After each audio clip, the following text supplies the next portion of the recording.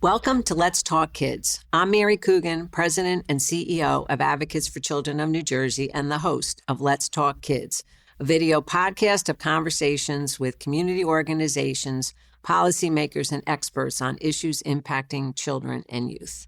Today, I'm joined by Ebony Grace, who is the Chief Executive Officer of the New Jersey Afterschool and Out-of-School Time Professional Organization. Yes. Or I guess that's your tagline. Yes. Right? Yep. Mm-hmm. So it's still the New Jersey School Age Childcare Coalition. Yes, that's our acronym. Mm-hmm. Okay. So what brought you to NJSACC? So for very many years, actually at 14, I started out as a summer camp counselor at a Boys and Girls Club in New York City. And so I had jobs basically all throughout college and graduate school in grant-funded youth development programs. And so I, with that, working with a lot of youth, I decided to get my master's degree in family therapist. So I'm actually a family therapist as well. And then realizing how important it is that the professionals that work with the youth are prepared and really have the resources that they need to be able to support them effectively. So I worked at the Department of Education for about 10 years as a grant specialist in out-of-school time programs supporting families and youth, and really got a chance to work with the professionals that support them. And so through that, I had met NJSACC and my former executive director, and just got introduced to them as the technical assistance provider for 21st century programs, which we'll talk about, I'm sure, in a little bit. And so that's how I got to NJSACC, just kind of this trajectory of my professional development and all these, experiences that led to that. Well, that's very cool. And I guess to me, if you started the Boys and Girls Club, that is some of the same programming. Absolutely. Right? Absolutely. But I'm sure the family therapy background helps both in terms of staffing and dealing with the families and the kids. Yes, absolutely. And that's part of the reason why I became, because I knew how much it impacted me, my family of origin and, how I developed and grew up. And so just really in working with the youth that, and they're trying to, achieve academically, decide what they wanted to do after school, what if they wanted to do college, career, whatever it was. And so just really saw the importance of that. And so that's why I became a family therapist. But there's this whole world of after school and out of school time that, is really important to youth development, period. And so that's what kept me on a trajectory to get me here to NJSACC and talking with you today. Okay, terrific. So let's talk a little bit about NJSACC. Mm-hmm. What does the organization do? So we do a lot of different things, but most of our work is around technical assistance, professional development, resources, and capacity building for youth development professionals. And so we really hope that we work to make sure that all children in New Jersey have access to after-school and out-of-school time programs. And so we do that through, again, contracts and grants that we have with the state departments of human services and education, as well as some private foundation funding that funds some of our support and advocacy work. And so that's a lot of what we do at NJSACC, just really making sure that youth development professionals have the support and the resources that they need so that children have access to high quality after school programs. Okay, so how many of those professionals are there, or how many after school programs are there? Goodness, there's a lot of after school programs all over the state. As you could imagine, there are school programs that are in school districts, right? School run, maybe run by parents. But then you also have licensed childcare programs that are that accept subsidy, which is payments to help parents afford childcare. And so we have over 5,000 licensed and subsidized programs across the state of New Jersey. But then we also have 62 21st century community learning centers, which is a federally funded out-of-school time program, after-school program. We have 62 grantees across the state, and they serve over 13,000 children in 161 different communities across the state. Wow. Mm-hmm. And then we also have family childcare providers that work with school-age youth as well in local communities. That's a lot. It is a lot. It is. What's the age range? Because when you're talking school age and you're talking childcare centers, what's the gamut? So school age is literally pre-kindergarten through 12th grade. Okay. And so, and each of those programs, of course, looks different. You're not going to do the same type of program for a pre-kindergarten or elementary school child that you would do for a high school youth. But the programs run the entire gambit of school age children from elementary school all through high school. And I'm thinking some programs, they have a range of kids at the site. Right? Yes, absolutely. So many programs will serve just maybe some typical age ranges like elementary and middle school. And then if you have some programs that are high school, pretty much they'll just serve high school students. But you will have some programs that have multiple ages that they provide services for. And so that's something that here at NJSACC, we also help with in terms of professional development and building spaces that are really conducive to making sure that youth get all the developmentally or age appropriate practices and activities that will really help them to develop.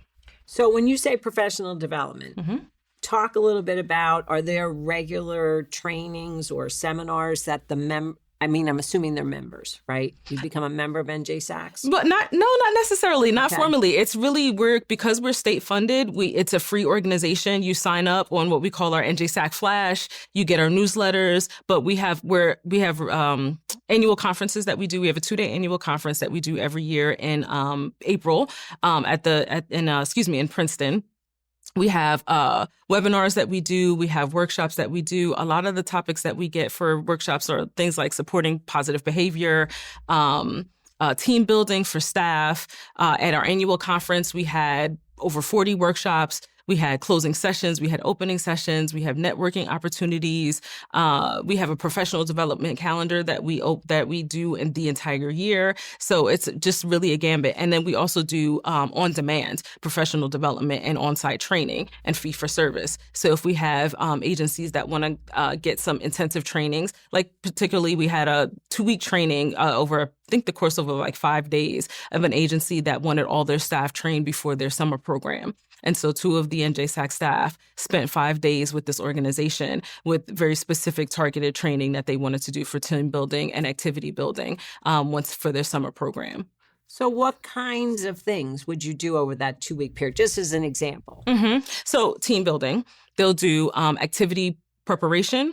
They'll do literally hands-on activities that they can do with the children. So, activities like, it's summertime, have fun, but they could also be based in math or art or science. So it's literally taking curriculum that's either free or low cost and showing them how to implement it in a very interactive fashion.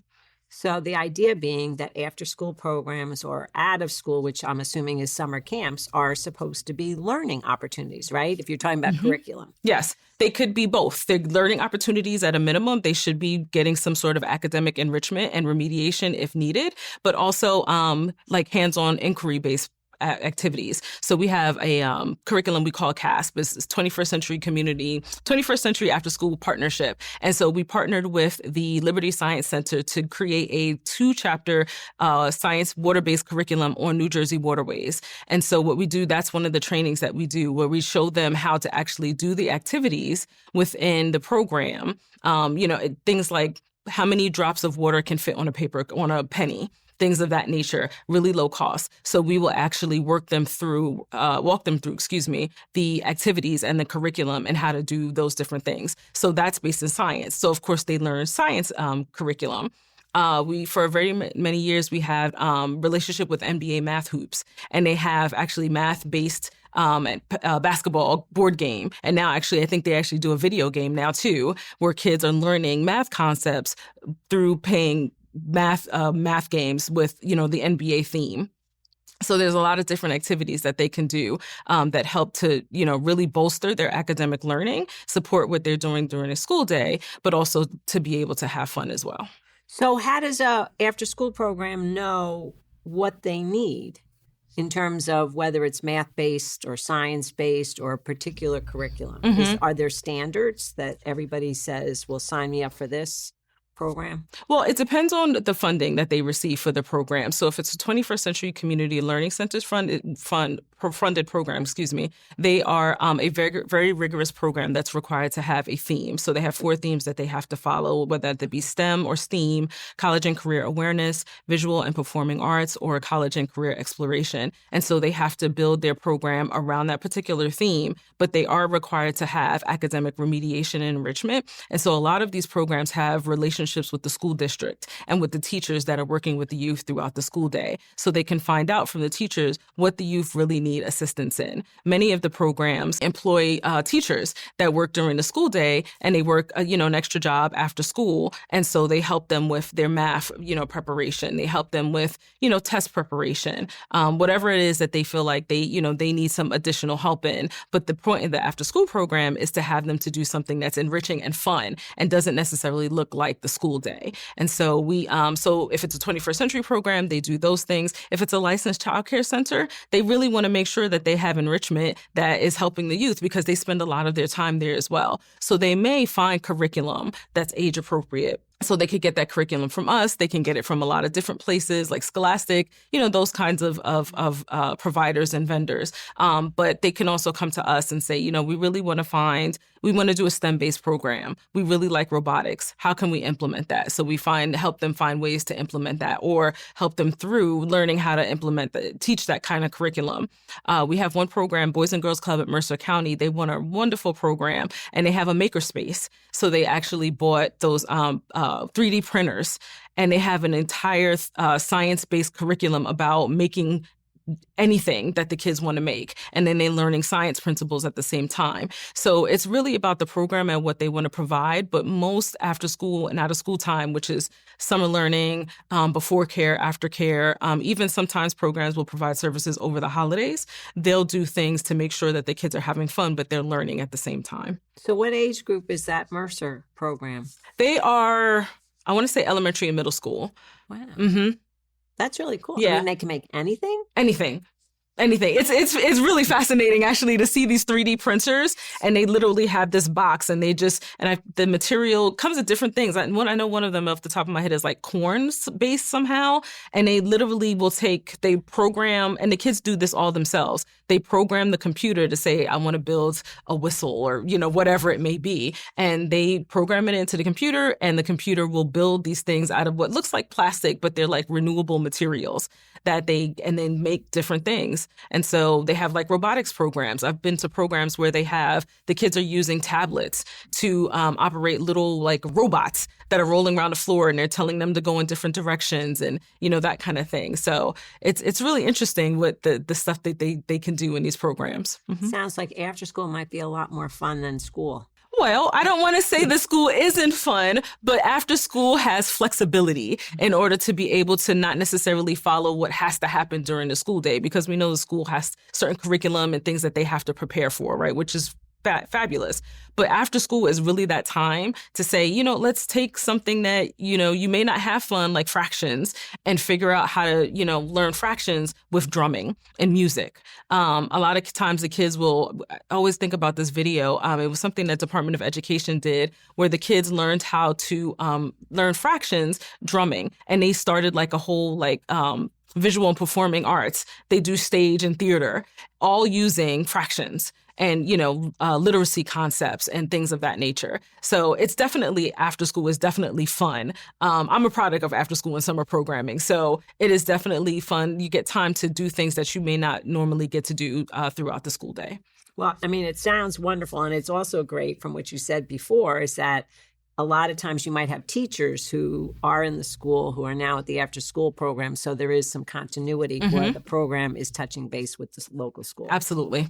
Mm-hmm. So who is running the after school programs? So if it's like I said, 21st century program, it could be run by anybody. It can be run by a school district. It could be run by a church. It could be run by a community-based organization. It can be run by a licensed childcare provider. So it literally runs the gambit of anybody that that sees the need for an after-school program.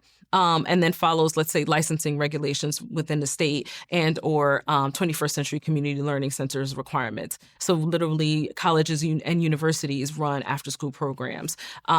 Rec centers, we have New Jersey Parks and Recreation. They have a whole host of rec centers throughout the state. So it's really runs the gambit of anybody that sees the need and then, figures out how to run a program according to state regulation.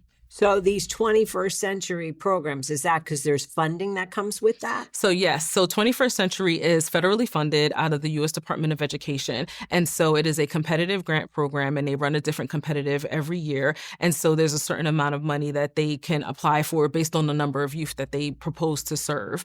And so there's federal funding, which unfortunately we have to fight for every year, but it's a fantastic program that we've had for over 20 they're probably closer to 30 years. And it's, like I said, federally funded, that is funneled through the New Jersey Department of Education. And so it's a grant program that they have to compete for. But it's a 5-year grant cycle, and they can get funds all the way up until, I think, $550,000 per year to run a program. Now, that would be at a higher level. I think the number is they have to serve 300 plus students. But I think even as low as $75,000 per year, and they would get that same amount of money every year for a 5-year grant cycle.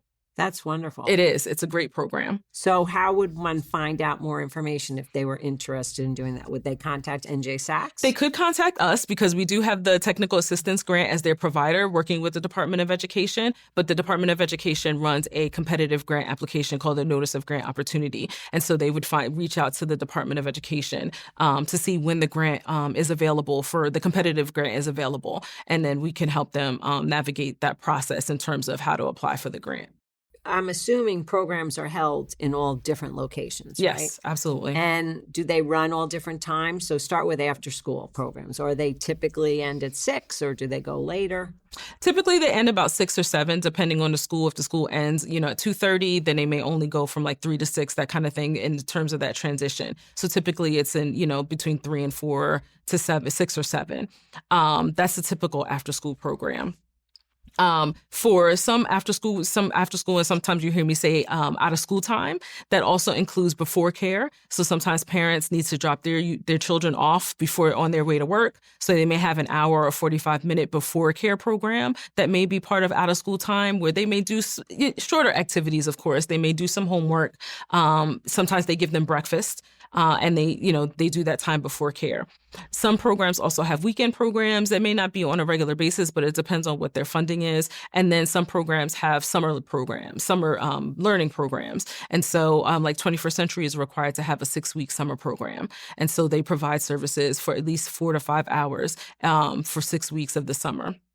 And then some programs will also provide services over extended holiday breaks like Thanksgiving or Christmas, for that kind of thing. Wow. Mm-hmm. But I guess it makes sense because people are working. Absolutely. Right? Parents need the care. They want to know that their children are somewhere safe. Absolutely. Right. How do these kids get back and forth, especially if you have to do preschool and after school? Mm-hmm. So preschool, most likely their parents are dropping them off on the way to school. There may be some busing that happens if they're on their route on the way. After school, if the program is within the school district, then obviously they just go downstairs to the multipurpose room or the gym, that kind of thing. If it's not within the school district, if it's somewhere in their community, like within a short walking distance, they may walk to the program. Staff will come from wherever the center is and pick the kids up from the school and walk them to the program. If it's a little further, then the school or the program provides busing, school bus transportation to the programs. And I guess that's probably what I've heard most about, is even just that short ride. Sometimes that can get really expensive. Yes. Right? Yes. And why is that? Busing is very expensive. School buses are very expensive for obvious reasons. You want to make sure that buses are kept up, they're maintained. So busing can be very expensive. So what we try to help programs do is partner with the school district. See if they can pick the kids up, let them get in a school bus and then take them to the center, if that's something that they're able to do. Most of them try to work within the community, so the kids don't necessarily have to be bused. They can be walked to and from the program, and then their parents pick them up from the program. But school busing is very expensive. So we really try to help them to figure out if they can partner with the school district so the kids can be dropped off if it's not within the immediate community. And then I'm thinking for summer camp, parents drop their kids off, probably, right? Yes, most likely, yes. Unless the program has their own transportation, which is kind of few and far between, because, again, it's expensive and you have to have the insurance to make sure that, kids are in a safe, an unsafe transportation. But most likely their parents are dropping them off. Mm-hmm. And generally, what's the background of staff who work at these programs? So some of like I said before, some of the after school or even the summer programs are teachers. You might even find retired teachers that are working in programs. But most of the time you have just people that are working in the community that enjoy working with children. And so those are the youth development professionals that we work with on a regular basis. People that have bachelor's degrees, people that, have associate's degrees, or they just have years and years of experience working with youth in different venues. And so it's really those youth development professionals that go through training. If they work at licensed programs, they're required to do a certain amount of hours per year for their training. But it's really people that enjoy working with kids, and then they go through training based on what their funding is. And do they tend to stay at a program for a long time, or is there a lot of turnover? Well, unfortunately, there is a bit of turnover because unfortunately, a lot of the youth development professionals don't get paid a very good wage that they can really survive on. And so we found that especially during the pandemic, when programs closed down for obvious reasons, they went to other places where they made more money. And they didn't return necessarily. And so you may have people, if it's like a retired teacher, they may stay for a long time. But unfortunately, it is high turnover. So one of the programs that we try to do at NJSACC is a professional pathways program where we give older youth that are interested in working with kids into these programs. We get them training. And we get them connected to a licensed childcare program so they can go through the actual hiring and employment process and see if we can retain more youth into the programs. And then we really try to work with programs to make sure that there's other benefits so youth development professionals can stay there. But of course, funding and paying them a higher wage always helps. But we do have some high turnover. But that's cool that kids can have a job. Right? Absolutely. Because a lot of them don't get jobs now. Exactly. In high school and college if they're going Exactly. local. Yep, exactly. So if they, if they're able to get to the program, then we follow them for a year. We give them training. We have a course that we do online called Afterschool 101 that gives them the basics of working with kids, child development processes. We also give them training in supporting positive behavior. Because a lot of times when you have a 17, 18, 19-year-old, they're working with kids that they're not much older than. And so they may need a little extra assistance in how to work with kids. And so we provide that training for them as well. And then again, get them connected to a licensed childcare program so they can go through the appropriate background checks to make sure that they are following licensing requirements and regulations. So do the students or the young people find you, or do the different programs say, oh, I have 3 kids I want to? We find them. So we have partnerships we have a partnership with Jobs for America's Graduates, which is run by the New Jersey Chamber of Commerce Foundation. And so they work with older youth within high schools to find them post-secondary education or employment opportunities. And so we go into the schools and say, hey, this is what after school and out of school time is. It's not just a summer job. This can be an entire career. And so we talk to them about what the after school and out of school time career looks like. I always use myself as an example. I started out as a school camp counselor. Now I'm the CEO of NJSACC. And so we show them that there's a career path. Sometimes they think they may want to be teachers, and sometimes they can be. And sometimes people realize that teaching is not for them, but they still want to work with kids. And so we show them that after school and out of school time is a path to do that. So once we meet the kids and they say they're interested, they fill out a short application, and we kind of talk to them to see where their interests are. And then if they, go through the process, and again, we have them do in-person training, we have them do online training, and then we get them connected to a licensed childcare provider that's looking for what normally starts out as summer camp staff, and then hopefully it turns into after-school employment that can go throughout the school year. Ebony, that's really wonderful. So let's say a parent wants to find their child a job, a potential job. Is there information about this on the NJSACC's website? It isn't right now because it is a pilot program that we started, but we could always, they can always reach out to us and help. And so what we're trying to do is expand the program and start to work with workforce development agencies that work with people, and not just youth, but anybody that wants to work in after school and out of school time, and try to get them connected. So we're trying to find additional funding for that for us, because it's a bit of a passion project for us at NJSACC. But really, if people reach out and they're interested and we can get a formal connection, because we also want to make sure, especially if they're younger, that they have parent permission, all those things like that. But they could definitely reach out to us, but it's something we're looking to do funding for, because it does, there is some capacity that we need on our end to be able to provide the training and visit schools and different programs. No, it sounds like a wonderful opportunity. And again, I think kids working with other kids is great, but also as a job for during the school year and a little responsibility. Absolutely.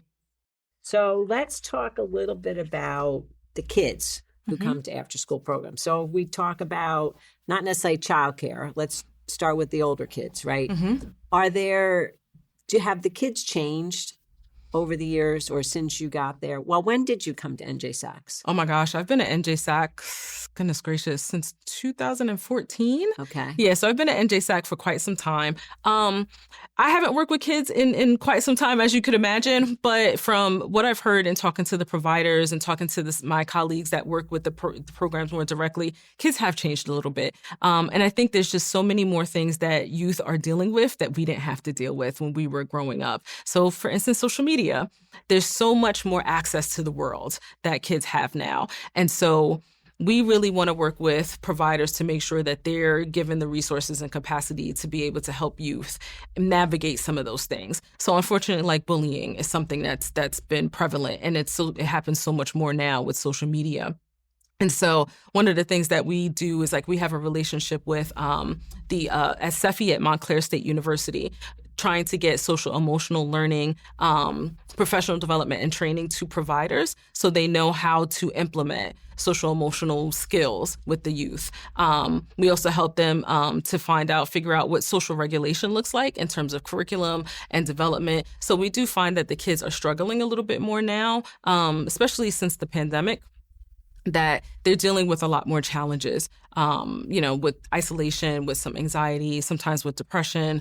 And so we want to make sure that the providers are able to recognize when the kids are having struggles, and they know what to do in terms of making sure that they get the resources that they need. Another thing that we found that we need is we have youth mental health first aid. One of our staff, one of the NJSACC staff, is trained as a youth mental first aid trainer. And so what that means is providers can come to us and get, I think it's 2 full days of training on how to recognize mental health challenges in youth. And so we've had a really, really great turnout for people wanting to get this training because they're finding that the children really need more support, and then figuring out what it is that they need to give them, what it is that they need to make sure that they have the children have the resources that they need. So it doesn't go any further than just having some challenges, and they really have that help that they need to get. Do the after school programs have policies such as, put your cell phones to the side while you're here? Some do, some don't. It really depends on if it's in the school.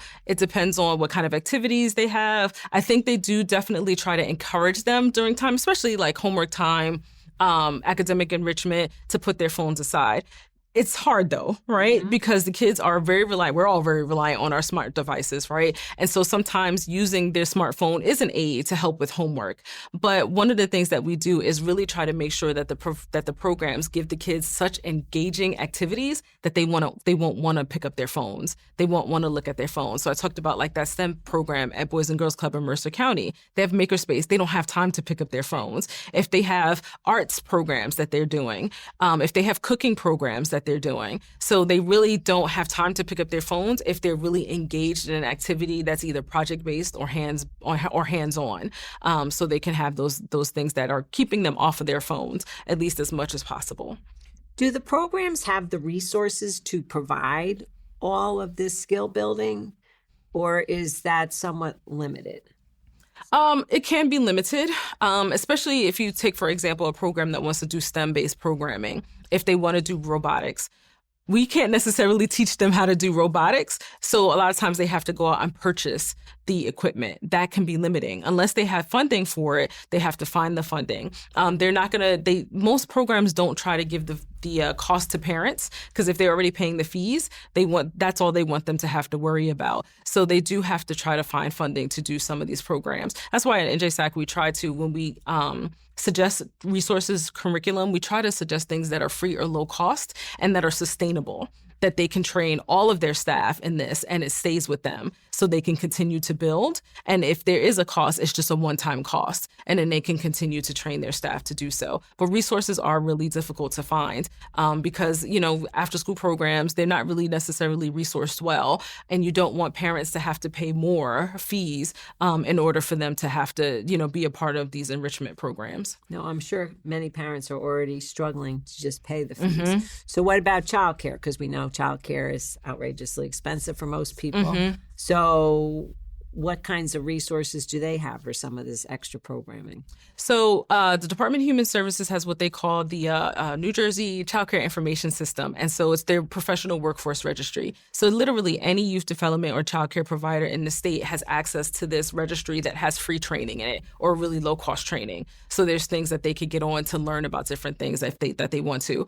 But we are as a provider for resources funded by the Department of Human Services. We give free training and technical assistance to anybody, any licensed program provider, that's looking for curriculum. And so they can literally come to us and say, we would like to try baking or cooking with our kids. How can we do that? Is there a science curriculum that you guys have? Is there something free that we can use? And so we make sure that we have resources for them to be able to come to us to get those resources and, those activities that they want to try to do with the kids. Is all this stuff, the curriculums, is it all online? Like, where are you getting all this information from the big wide web? Well, some of it, but our staff gets trained as well. And so, like I said, like the youth mental health first aid, we paid for training for our staff person to become youth mental health first aid trainer. Some of the other curriculum, the Department of Education does a lot of training that that they provide us with. The National Afterschool Association has a after-school convention every year. And so we send our staff and try to get, if they can afford it, providers to go to conventions and conferences, things as well, so they can get those resources. So all of us on staff, most of us are trained in a different curriculum. I've been trained in multiple curriculums over the years that we provide to trainers. So we want to make sure that we're trained as well. So I want to make sure that the staff, they can provide those resources so the providers don't have to pay for them. They just come to us. I didn't realize there's a national after-school network. Yes, the National Afterschool Association, NAA, is the national professional network for youth development professionals. And so I actually was on the board for about 6 years. And so they really make sure that professionals have additional resources and a professional network to go to so they can continue those pathways and get the professional development that they need so they can go there. And most of their resources are free as well. Mm-hmm. Does every state have an NJSACC? Yes, actually it does. Yes. Okay. So one of our private family funding is through the Charles Stewart Mott Foundation, which is out of Flint, Michigan, and they fund what we call the 50 statewide after school network. And so what that means is there's an agency similar to NJSACC in every state of the country. And so they provide similar things: resources, curriculum development, advocacy, training, basically the gambit of anything that any youth development professional organization would need. Mm-hmm. So your staff, I don't think, is that big. How do you all keep track of all this? That's a good question, Mary. I don't know. I mean, I think all of us have been in the field for so long. We're just passionate about making sure that they have what they need. And so we just try to make sure that we are educated and trained in, the best ways to be able to provide, training. One of the staff is going to Orlando this week for a STEM-based training, and she'll come back, turnkey that, so we can take it to other providers throughout the state. I'm going to a professional development resource to talk about national standards for after school and professionally credentialing. So we always just try to stay abreast of the different resources that we can take advantage of to bring back to here to New Jersey. What are the biggest struggles for an organization like yours? Funding. Our largest pot of funding from the Department of Human Services is a contract. So we serve as a school-age quality partner. And so what that means is we provide like everything that I've been describing to you. But then there are also other quality providers that work with younger groups and with providers throughout the state. Capacity, of course. There's always so much more that we want to do. I talked about the Professional Pathways program. We would love to have that be full-fledged, but we don't necessarily have dedicated funding to it. So it's my job to find funding to be able to see if we can expand that program. It's really about, funding and capacity. One of our grants, the 21st Century Technical Assistance Grant, is competitive. So we have to compete for that every 5 years, just like the 21st Century grantees do. So that's the thing. So we are on pins and needles as well when it's time for us to compete. So it's always finding that funding, especially NJSACC, because we're not a direct service provider working with youth directly. Sometimes we have to be a little bit more creative about the types of things that we can apply for because we are not a direct service providers. But having, organizations like the National Afterschool Association or the Mott Foundation that understand the importance of statewide after-school networks give us some of the capacity that we need. But funding is always a concern for us. So do businesses or chambers groups or any of the professional groups thinking, wow, I didn't realize that this is really skill building, right? That's going on. Would that be a source of funding, or is that a source of funding? It could be. And so I've been the CEO for about 4 years now. And so one of my charges is to start to expand our reach within the state with business and organization, because if parents can't work,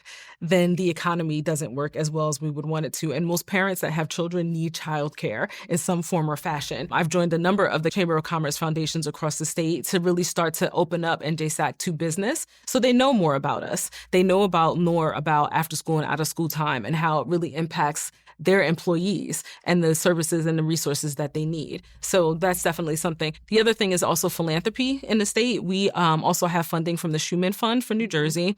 And so they fund some of our advocacy work as well. And so it's helpful to really get us out there, and although NJSACC has been around for close to 40 years, I'm still working to expand our reach so we can, be more impactful in the work that we're doing. I wasn't looking to add more to your plate. Oh, but no. And I know we've also partnered. ACNJ has partnered with NJSACC and the whole childcare issue, because it's a struggle. Absolutely. What about there's some certain populations, children with disabilities? Are there some kids who struggle with finding an after-school program because they have some type of either a learning disability or a physical disability? And how do those parents navigate that? Yeah, so we do get phone calls sometimes from parents who are looking for programs that can, provide services, specialized services for their children. And sometimes if we know the area enough that we can say, call this person, call this place, that kind of thing. If we don't, we can tell them there's a couple of ways that they can go about it. Through Department of Education, they can call their county ed specialist office, and they can help them find after-school programs if they're available in their district, or maybe other programs that provide services and resources for their youth, for whatever they need. A lot of the school districts, because it's required by law, they provide a paraprofessional to work with youth with special needs. And so helping them to find out what those resources are within the school district that they're entitled to. So we'll help navigate that conversation, and then we'll try to find if there's programs or providers that in the area that can provide those resources. Often we'll get programs that say, we have this child that has this particular need. We're not quite sure how to give them the resources they need. So we have a relationship with an national organization called Kids Included Together.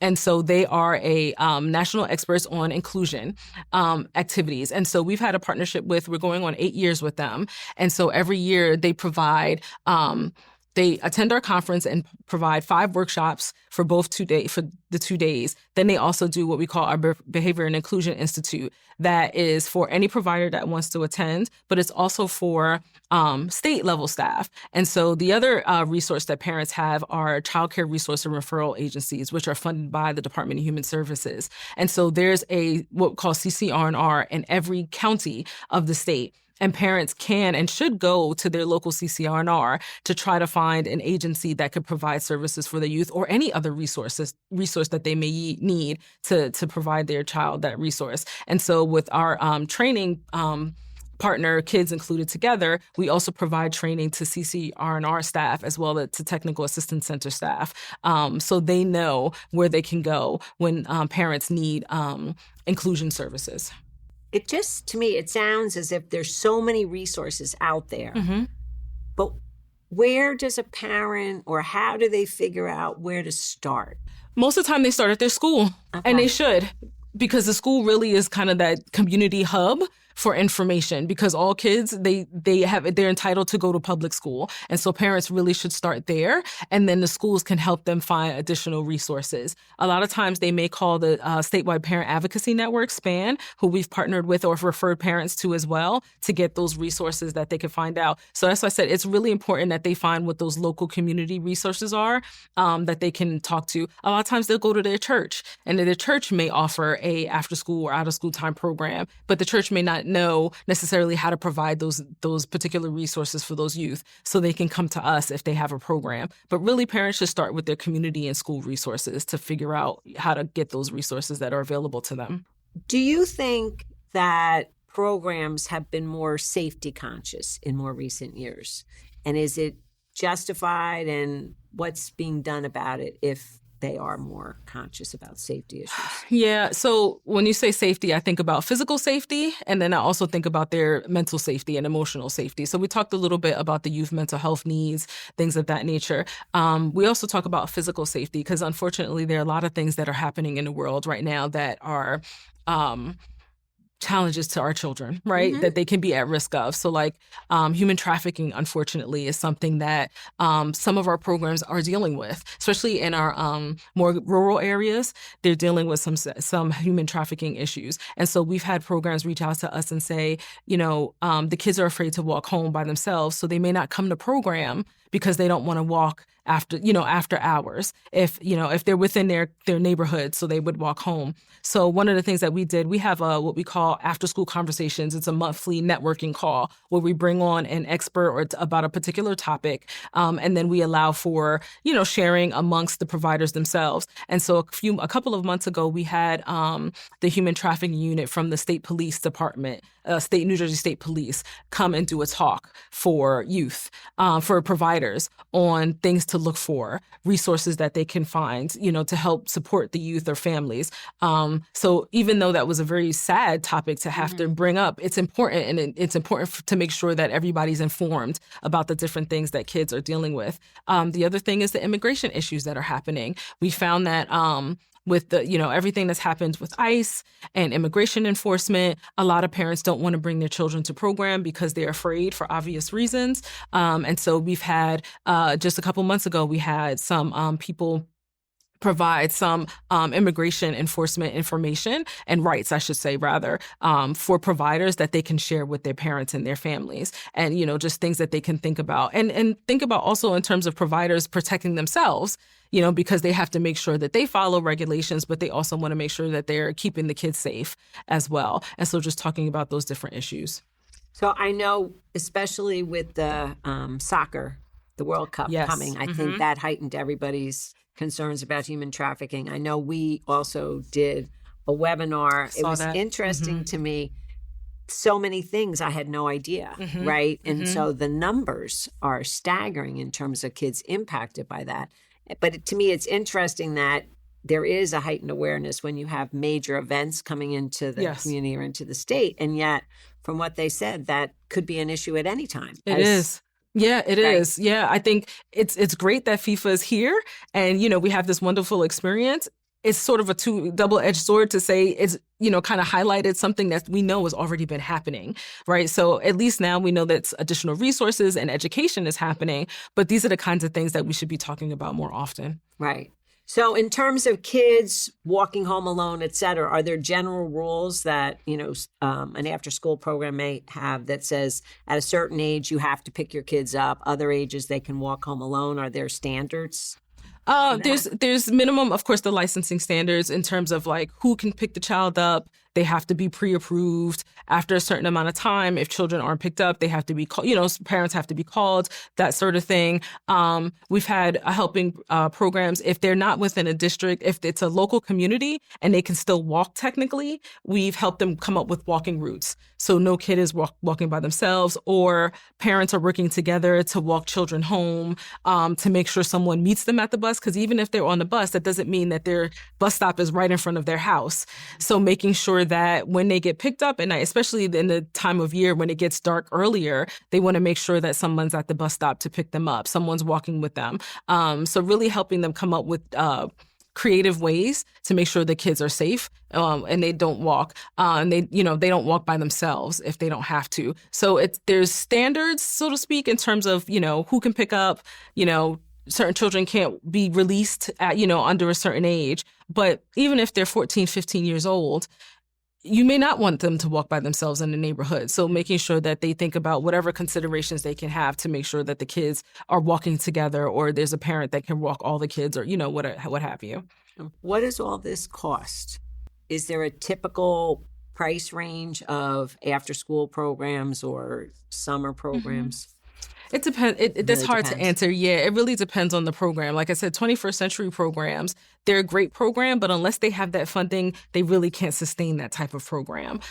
So if they lose funding, then we try to help them sustain and figure out the parts of the program that they want to keep. But it's just very difficult to figure out. I will say, on average, I think the average is about $17,000 a year for childcare, and that's on the low end in New Jersey. Mm-hmm. And so it's very expensive. Yeah. It's very expensive. Right. And that's not even your pre or your after school. No. Right. Nope. There seems like there's a lot of need for training. There's a lot of training that is happening. Mm-hmm. What other things would you like to do in your career running NJSACCs? Oh, gosh, that's a great question, Mary. Wow. So part of our advocacy work, although we have this great federal funding that supports after school in New Jersey, there's no state funding directly for after school and out of school time. So one of the things that we do advocate for is a state line item in the budget. Years ago, we had New Jersey After 3.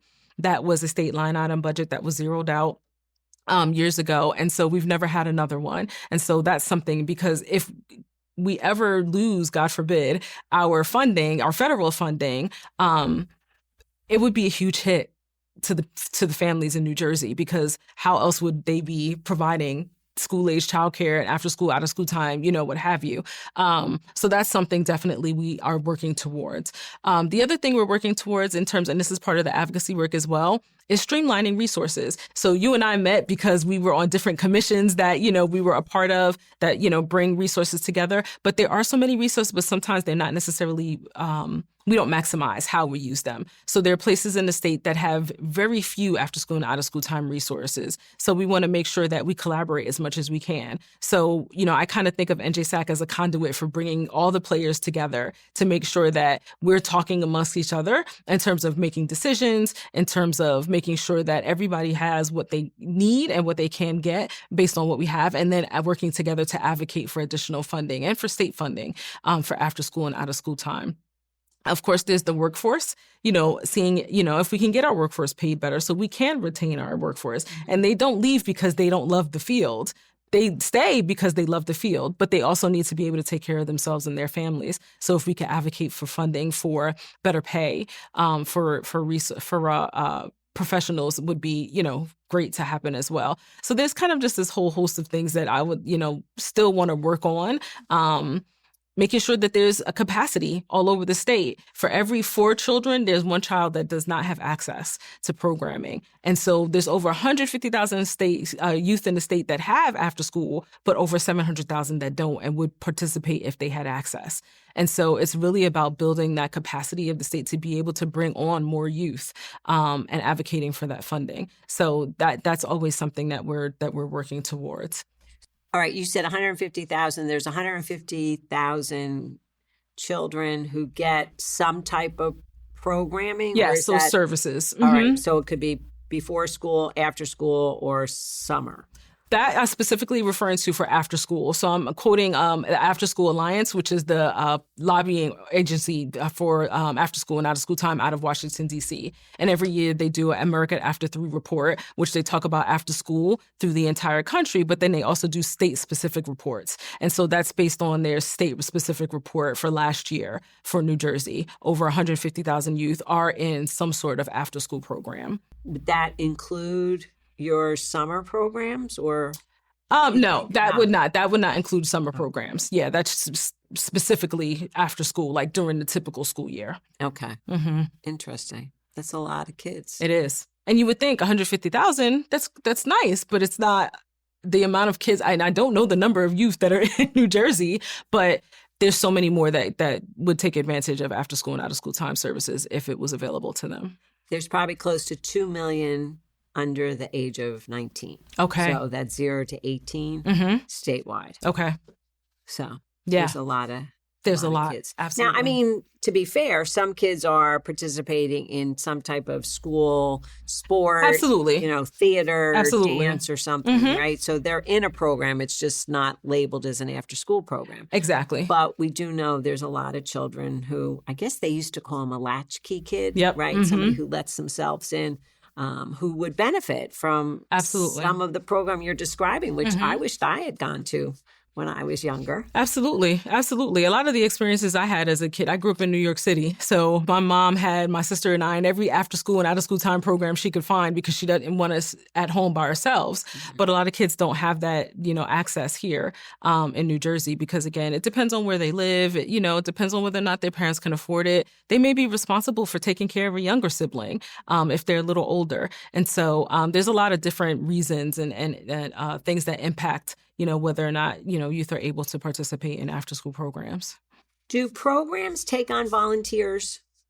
I think some do. Sure. Absolutely. If it's a licensed program, then their volunteers are subject to licensing requirements, just like anybody else does. But with volunteers, you don't necessarily have that continuity. And with licensed programs, you have to have a certain ratio. I think it's 15-1. And so you have to have a certain ratio of staff that are there regularly. So they do take on some volunteers, but I think it's more optimal for programs to have regular paid staff. If somebody wanted to do a cooking program or something, would you think that they could just cold call their after school program, or do you think it has to be something more formal? So we actually do get a lot of requests for people who want help because they want to start a program because they either enjoy something or they see a need. And so the first thing we'll say is, one, if you want to start a licensed program, you need to check the Department of, Children and Families, their regulations and requirements for that. But sometimes we'll also recommend, and depending on where they want to start the program, that they reach out to programs that are already occurring within their particular area. Because if they want to do something like a cooking program, that might not be at a after-school program that's already happening. And so we will encourage them to call programs to see if there's some way that they can assist. A lot of times, because all the staff are not going to be able to do everything, they will find outside vendors or consultants to come in and provide the services for the youth. So they have some of those additional enrichment opportunities.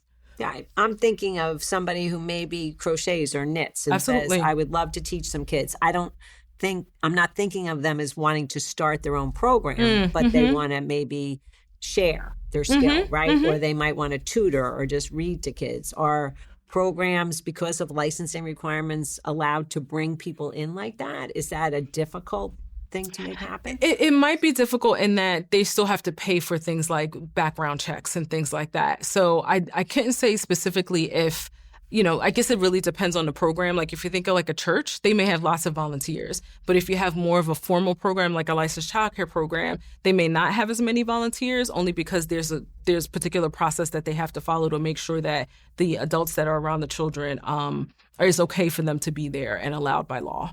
Interesting. No, I mean, because again, you would think most programs would really welcome the help, but sometimes these things, just because of bureaucracies and safety concerns, legitimate safety concerns, just get complicated. Absolutely. Right? And then Absolutely. knowing whether a person's going to stick with it, or they might come in one day and then say, Exactly. Exactly. And it's also that consistency too. You want to make sure that the kids know, like if they're going to start a crochet club, that crochet club is going to happen there for the entire year. And sometimes you may not be able to do that with a volunteer. And so it's really kind of making sure that structure is there for the youth, that they know that this is something that they're looking forward to. Because one of the benefits of after school programs is helping to reduce chronic absenteeism, especially when they're connected to a school district.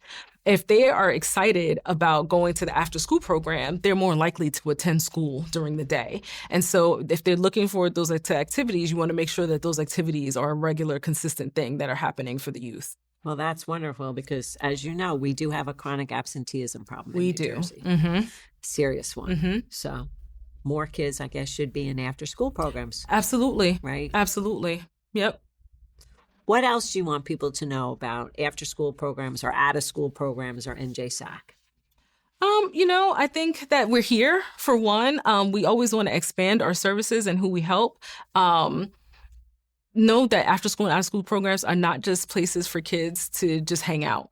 Yes, it's a great place. It's important that there's somewhere safe, but there's so much more that after school can provide. And so many of our after school programs, even our licensed childcare providers that have school-age youth, are providing wonderful enrichment opportunities where kids get to do things and go places. There's like field trips sometimes. They get to go places that they may not, be able to experience in other ways. And so it's just so important for people to know that after school programs are not just places where the kids are just hanging out. They're actually doing enrichment activities. They're, being mentored by caring adults.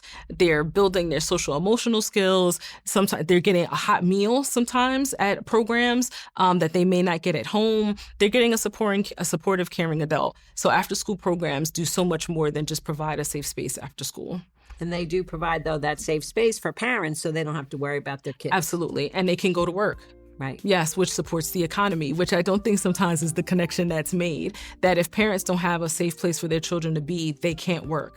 And so, or they can't work more hours, and that impacts the economy. If adults aren't working, that money isn't coming in, that economy is impacted. So I think that's also important for people to make that connection that we need to have after school and out of school time in school-age childcare programs so parents can go to work knowing that their children are safe. Well, I really admire all you've accomplished. It's more, I've known of NJSACCs for a long time, but clearly there's a lot more going on by a very competent, if small, but mighty staff. Yes. Yes. Led by a very passionate person. So, Ebony, thank you. Thank you. Thank you, Mary. I appreciate you having me here today. Thank you so much for watching. Visit the description to find out more information about today's conversation. Be sure to leave a like, subscribe, and hit the bell if you enjoyed the video and want to be updated when our newest interviews are released.